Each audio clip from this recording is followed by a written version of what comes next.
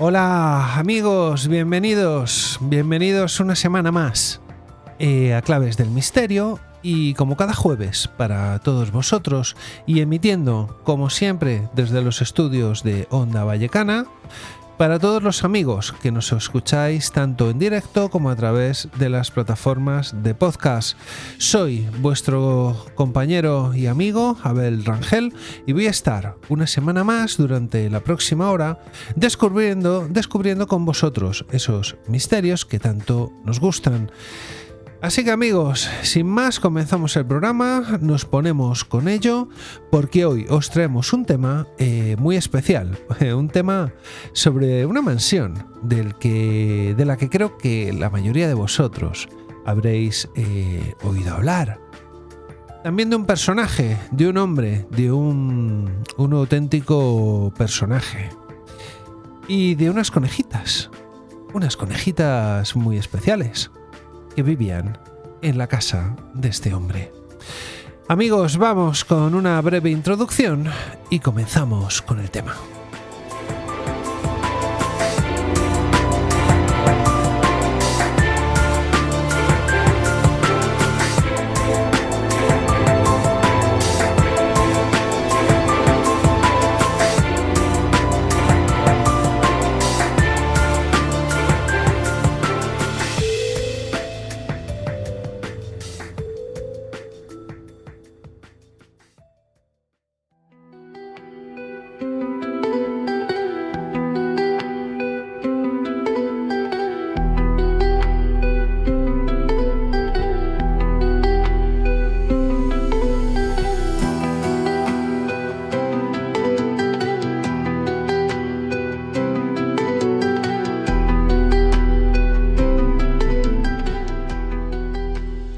Durante décadas, en lo alto de las colinas de Los Ángeles, hubo una casa que el mundo entero parecía conocer, pero en realidad casi nadie sabía realmente lo que pasaba ahí dentro.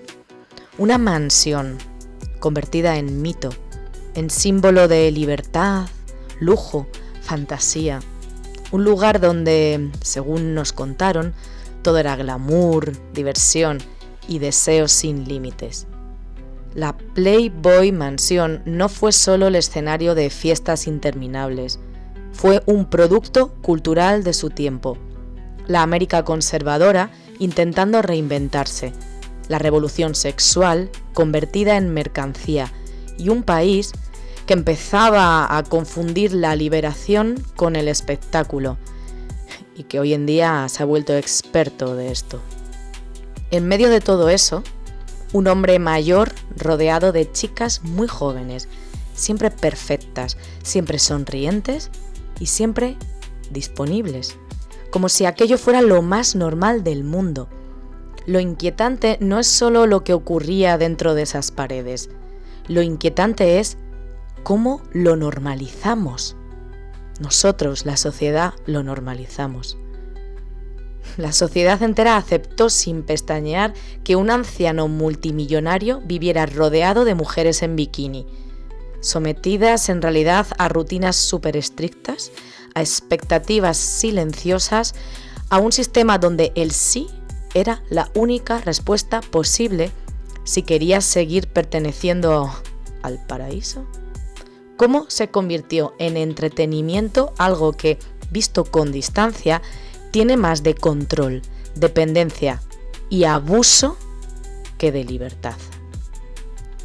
Lo más perturbador es que este patrón no es único. La historia de la mansión Playboy resuena con ecos demasiado familiares. Círculos de poder donde todo el mundo sabe lo que ocurre, pero nadie dice nada. Ambientes donde el dinero, la fama y la influencia crean una burbuja de impunidad. Un universo donde las víctimas se vuelven invisibles y los abusadores intocables. Porque cuando miramos hacia atrás, es imposible no pensar en otros nombres, en otras islas, en otros hombres como Epstein. Construyeron imperios de silencio protegidos por políticos, celebridades, magnates, empresarios. Historias paralelas donde la sociedad miró hacia otro lado. Esta noche, en Claves del Misterio, yo, Elisa Carbonell y mi compañero Abel Rangel abrimos la puerta de una mansión que durante años se presentó como un sueño y que quizás siempre fue una pesadilla cuidadosamente maquillada. Acompañadnos, porque lo verdaderamente misterioso no es lo que ocurría dentro, es cómo permitimos que ocurriera fuera.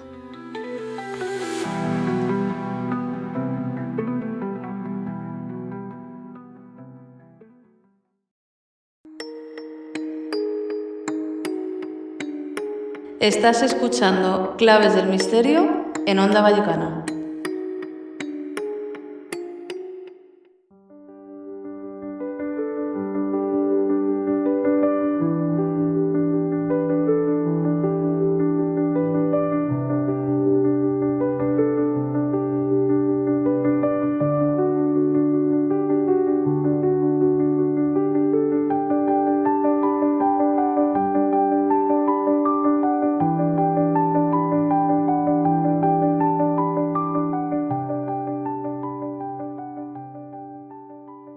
En lo alto de las colinas de Los Ángeles, de la ciudad de Los Ángeles, en Estados Unidos, y tras unos muros de una casa grande, cubiertos de hiedra, y puertas que solo se abrían para unos pocos elegidos, existía, queridos amigos, un lugar que durante décadas fue sinónimo de lujo, de deseo y también, ¿por qué no decirlo?, de una cierta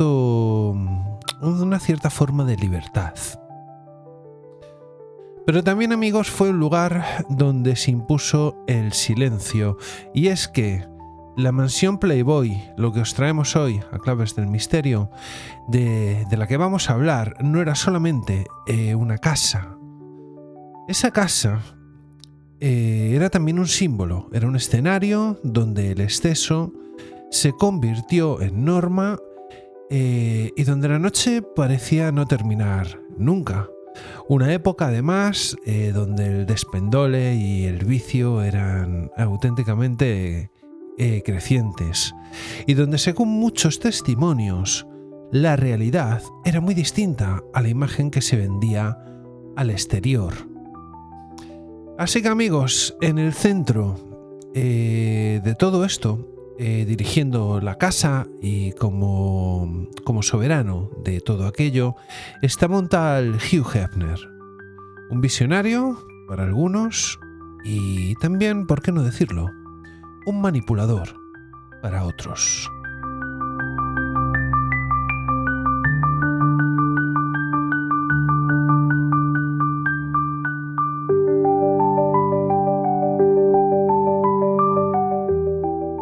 Hugh Hefner, un personaje sin duda alguna, amigos.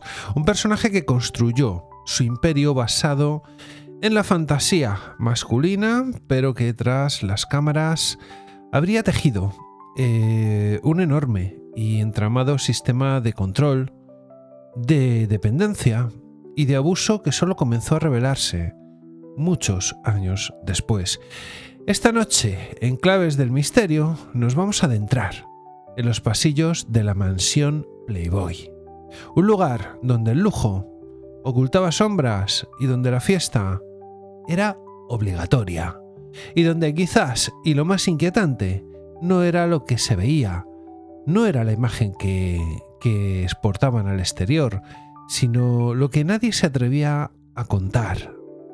Hay nombres que no solo identifican a una persona, sino a toda una evocación de lo que se hacía ahí dentro. Nombres que al pronunciarlos evocan una estética, también una forma de vida, una manera de entender el mundo. Y uno de esos nombres es sin duda el de Hugh Hefner. Pero ¿quién fue? ¿Quién fue realmente Hugh Hefner? ¿Y por qué acabó dirigiendo esta mansión del vicio?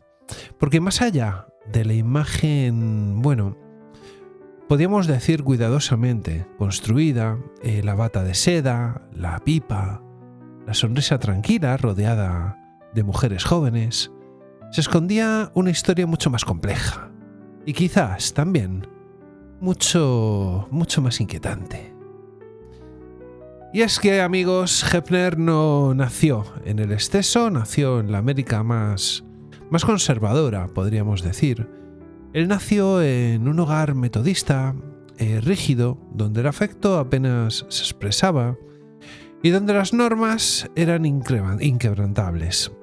Algunos biógrafos que se han dedicado a recopilar la vida de Hefner han señalado que aquella infancia fría, casi aséptica, marcó profundamente su manera de entender las relaciones humanas. Decían de él que era un joven inteligente, creativo, incluso introvertido, pero también alguien que sentía que el mundo que le rodeaba le reprimía.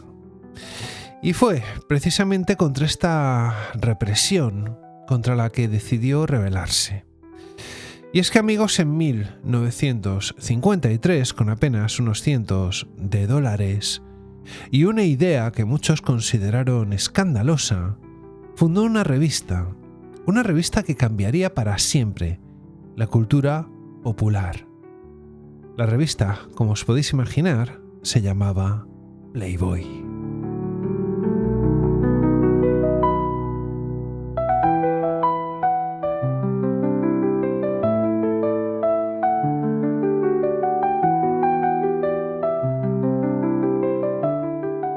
Y Playboy, amigos, esta revista que todos supongo que os sonará, no era solamente una publicación erótica. Ese fue quizás el mayor golpe de genialidad, porque Playboy no se presentó como algo vulgar, sino como algo sofisticado, intelectual, elegante.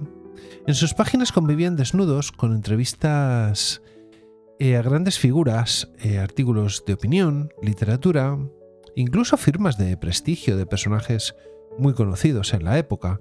Así que Hefner no vendía solo cuerpos, vendía un estilo de vida, el del hombre moderno, urbano, exitoso y también libre de normas.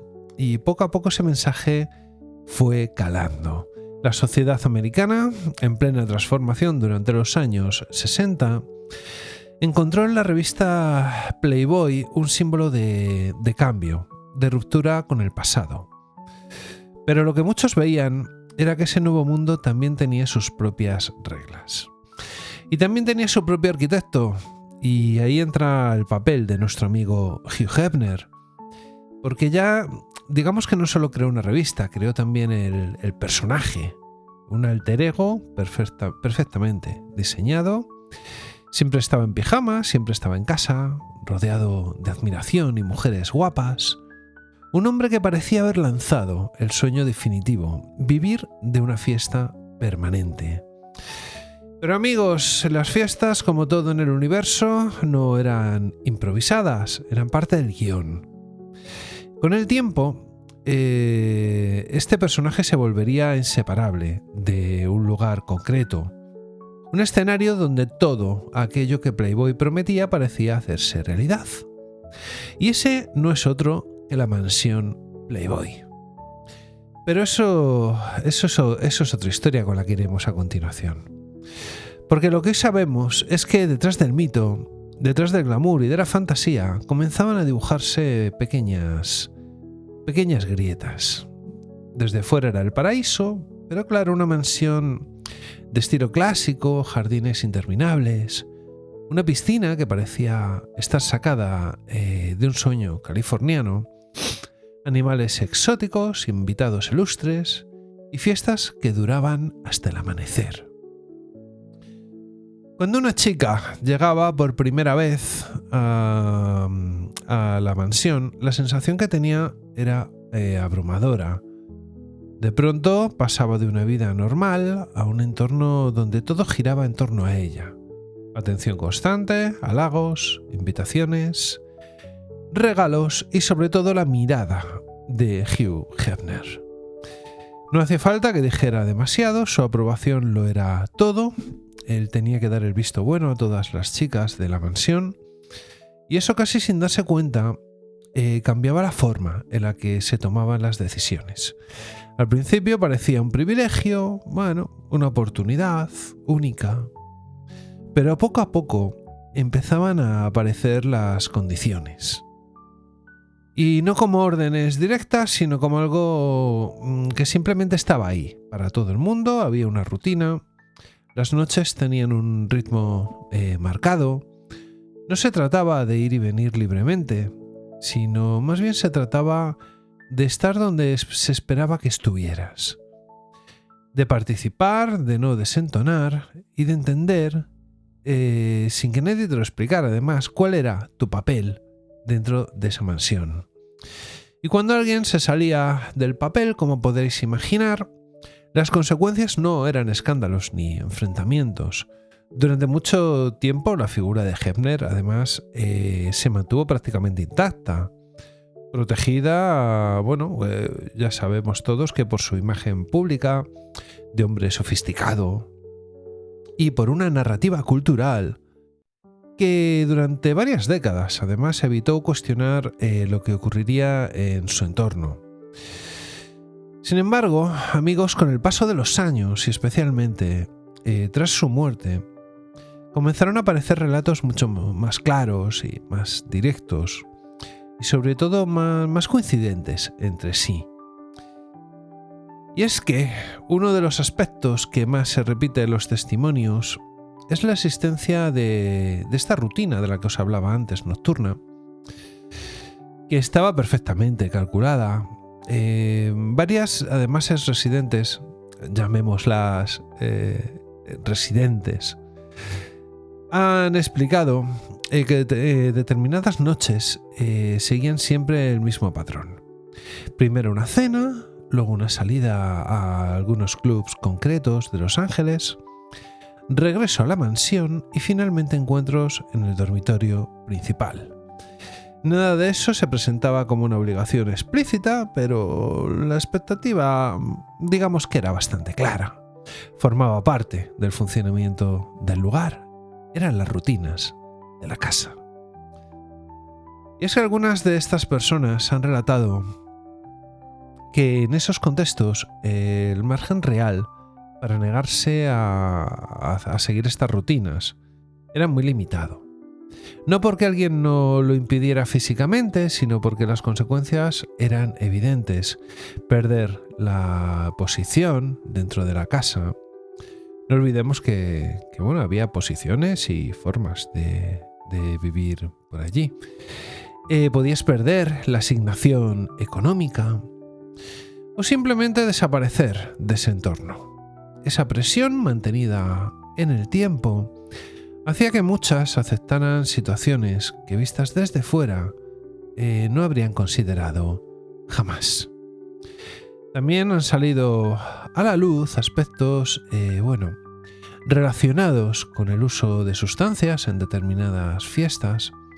Varias exnovias de Hebner han afirmado además que el consumo de drogas no solo estaba presente, sino que en algunos casos formaba parte del ambiente habitual de la noche. Lo que contribuía además a reducir aún más la decisión en momentos concretos. Y de nuevo, no como una imposición directa, sino como algo integrado dentro de la dinámica de la casa.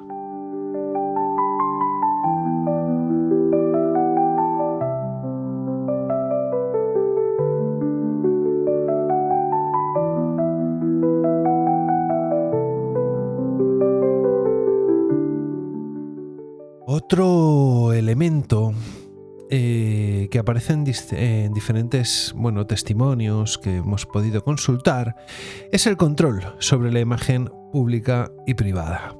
Las mujeres que vivían en la mansión debían de mantener una estética concreta, bien pensada, someterse en muchos casos a intervenciones o cambios físicos, pequeños retoques, y proyectar hacia el exterior también una idea de felicidad constante.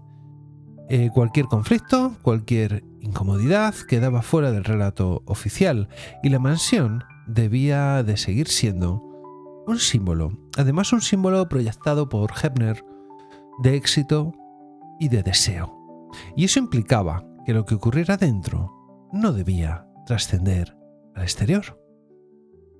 Así que en algunos documentales, varias de esas mujeres han descrito con bastante claridad el impacto psicológico de esa etapa.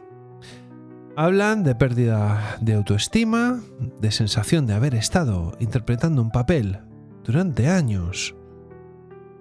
Y también hablan de lo difícil que resultó después para la mayoría reconstruir una identidad propia fuera de ese entorno. Algunas mujeres incluso reconocen que en su momento normalizaron situaciones que hoy se identifican claramente como problemáticas. Y estas situaciones problemáticas lo que dan una idea de hasta qué punto el contexto condicionaba la percepción.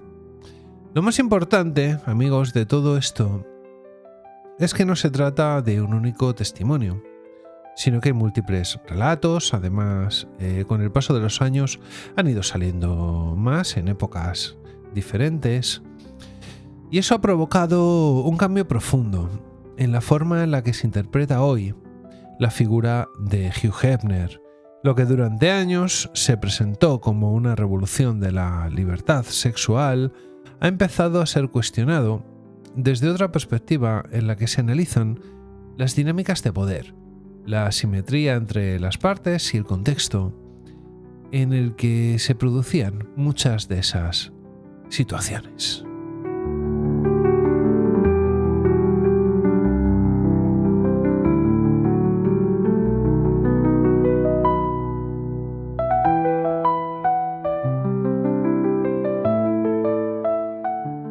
Y es que, amigos, durante años muchas historias sobre la mansión Playboy circularon en voz baja, casi como rumores imposibles de confirmar.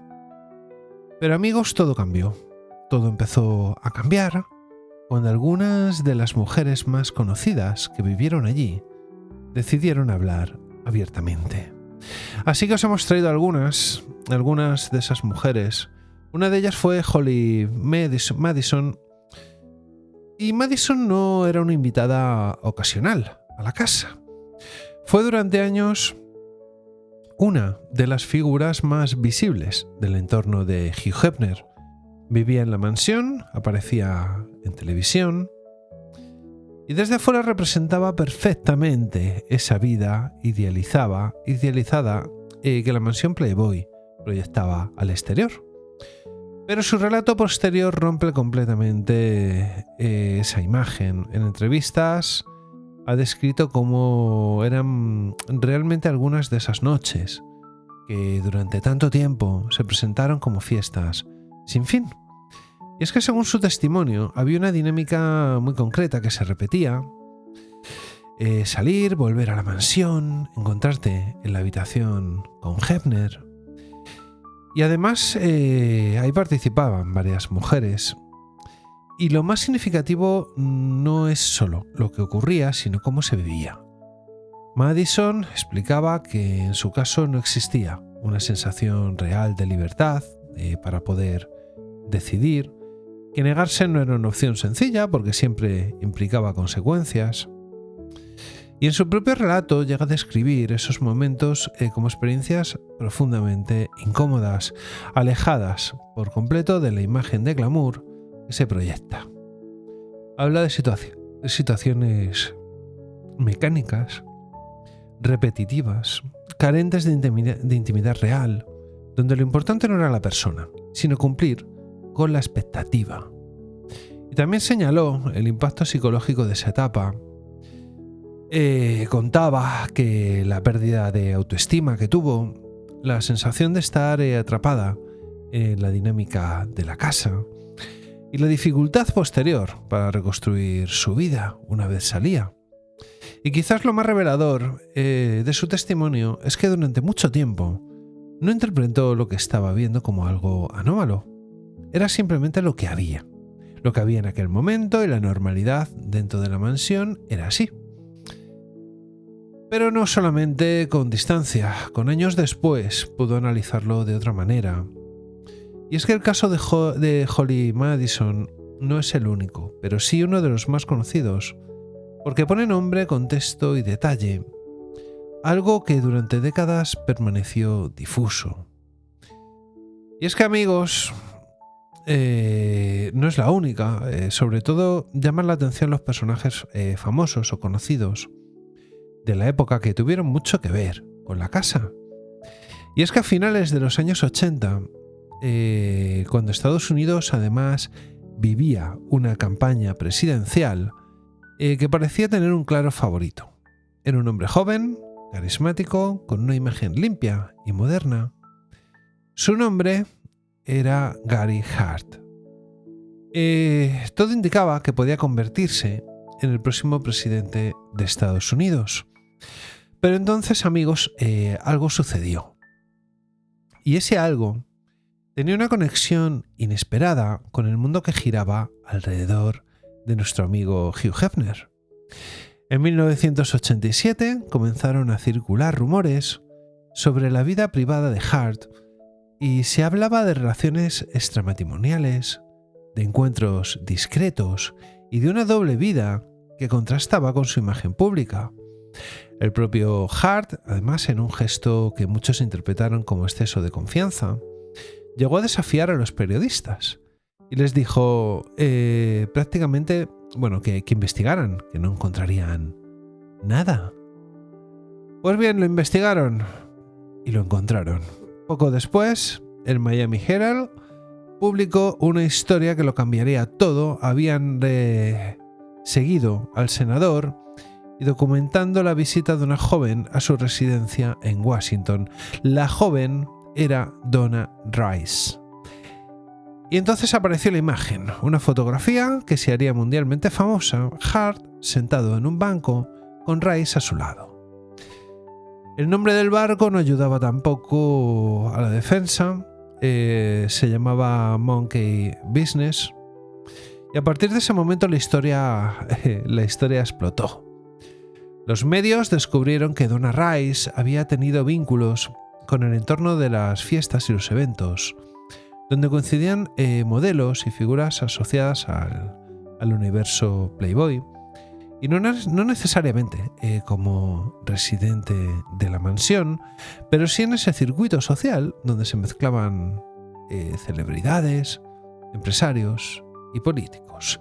Y eso fue suficiente, porque lo que estaba en juego ya no era solo la relación personal, era la imagen de un candidato presidencial, la idea de ese mundo de fiestas, la presión mediática, que también fue brutal, y en cuestión de días la campaña de Gary Hart se derrumbó.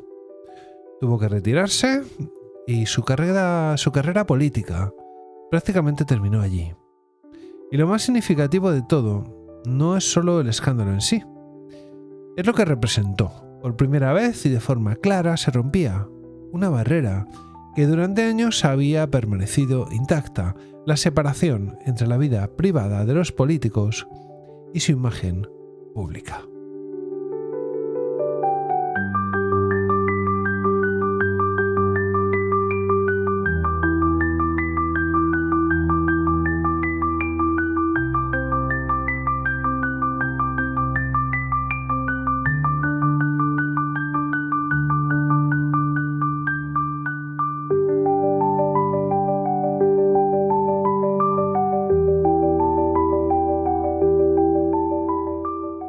El siguiente personaje, el siguiente famoso o conocido, que aunque no era un político en activo ni una figura del poder tradicional como un senador o congresista, el personaje que os traemos hoy es sobradamente conocido por todos vosotros. Se trata de Bill Cosby, que fue una figura muy influyente y cercana al mundo del entretenimiento, la política y la alta sociedad de Estados Unidos, y su historia se cruza con la de la mansión Playboy, en uno de los casos más notorios de abuso sexual en Estados Unidos.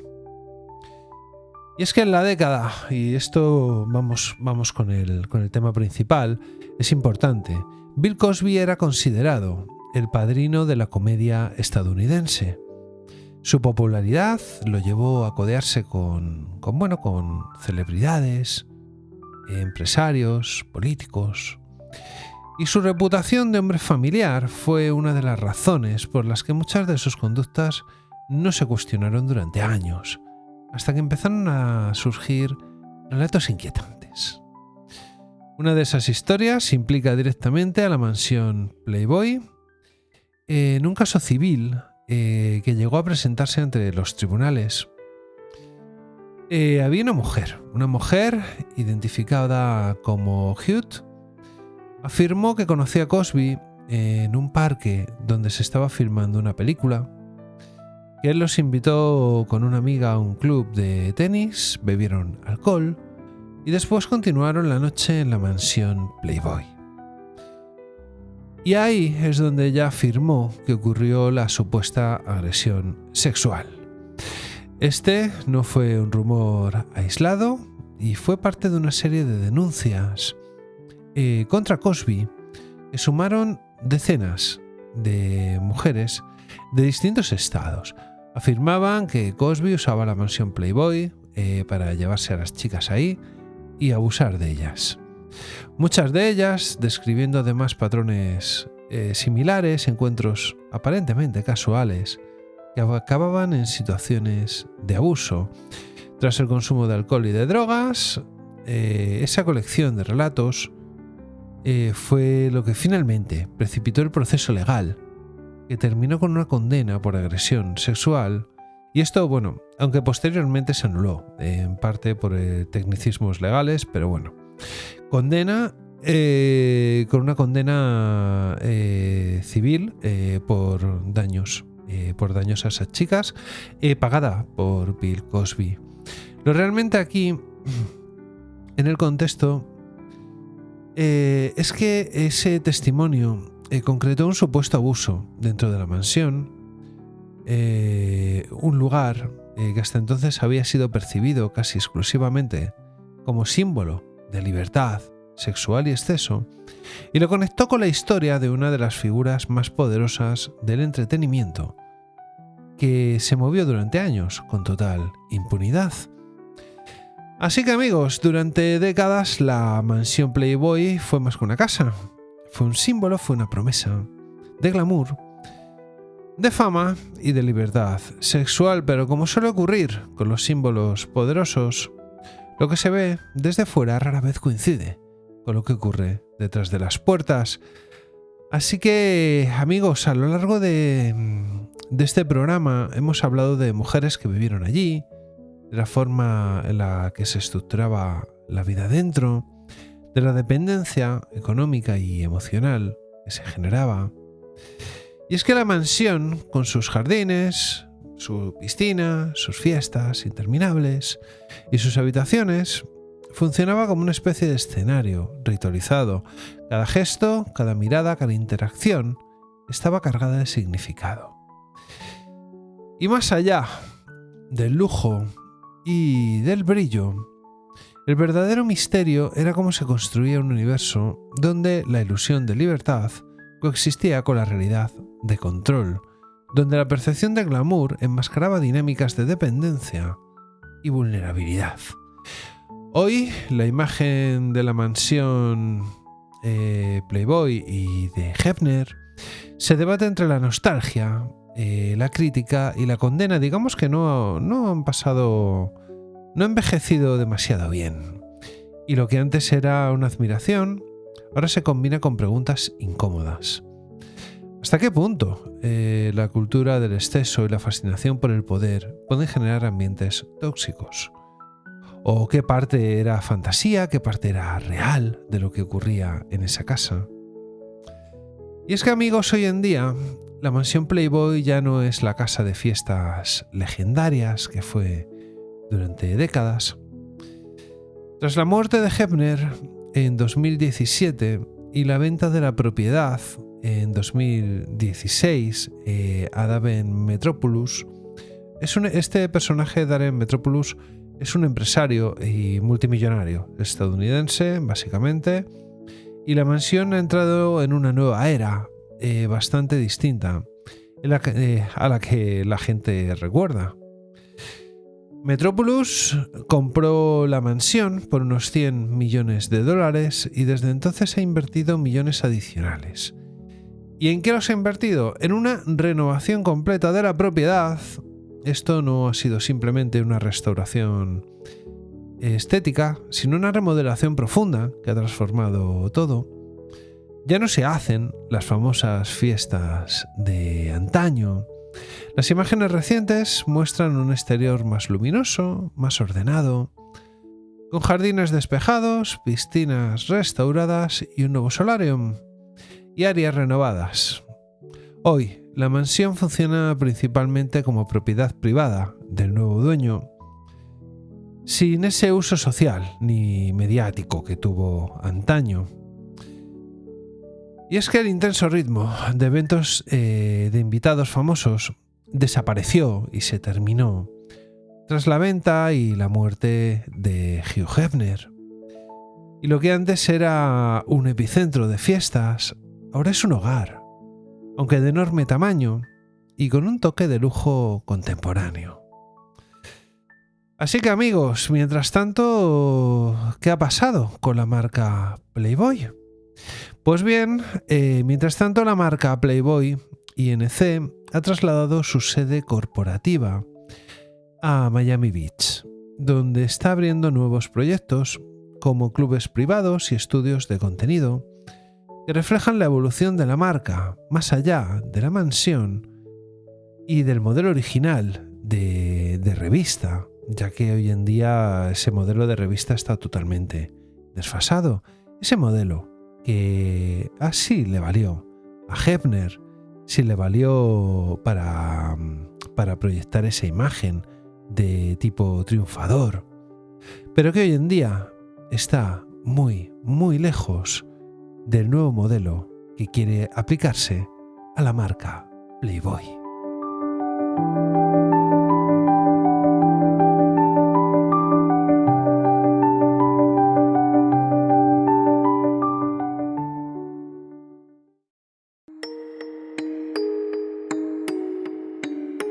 Estás escuchando Claves del Misterio en Onda Vallecana. They dressed him up in thorns, not praise, and mocked the king with human ways. But Jesus stood with silent grace. No army rose, no sword was raised. He said, my kingdom's not from here. No throne of earth, no rule of fear.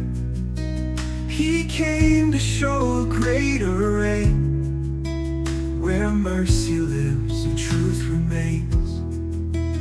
Not of this world, not built on lies. No power. Y esto amigos ha sido todo en este paseo por un lugar cuanto menos bastante sórdido, la verdad, y alejado de la imagen que se solía tener. Un lugar cuyas historias además pertenecen a otra época. Nosotros solamente hemos querido traeros esa parte un poco distinta para que os hagáis una idea de la mansión Playboy, de la vida de Hefner, para conocer el otro lado del personaje. Nosotros, amigos, nos vamos hasta el jueves que viene, cuando volveremos repletos de historias como esta. Pero ya sabéis que nos podéis contactar. La dirección de correo electrónico del programa es la siguiente: infoclavesdelmisterio@gmail.com. infoclavesdelmisterio@gmail.com. También recordaros que podéis escuchar todos los episodios en cualquier momento en iVoox, en Spotify, en Apple Podcasts y en Amazon Music. No olvidéis suscribiros, es totalmente gratuito. Así que nada amigos, aquí se despide vuestro amigo y compañero Abel Rangel Y recordad, como os digo todas las semanas, sed muy felices. Beware the worldly gain, for Christ did not die for a name. He came to save, to lift the low, to plant a kingdom few would know. We are not called to grasp and fight, but shine His truth, His holy light. Ambassadors of grace and peace, whose joy in Jesus shall not cease. One day He'll come with heaven's fire, not to sit in some worldly empire, but to bring justice pure and high, and reign forever in the sky. Not of this world, no throne of man, no politic, no earthly plan. The Lamb who reigns will not be used by selfish hearts or power abused. We lift His name, not flag or sword. We serve the everlasting Lord. His kingdom stands, His word is true. Eternal grace for me and you. So let the world chase fleeting fame, we'll bow to Christ, the risen name. For kingdoms fall and thrones will rust, but His shall rise in truth and trust.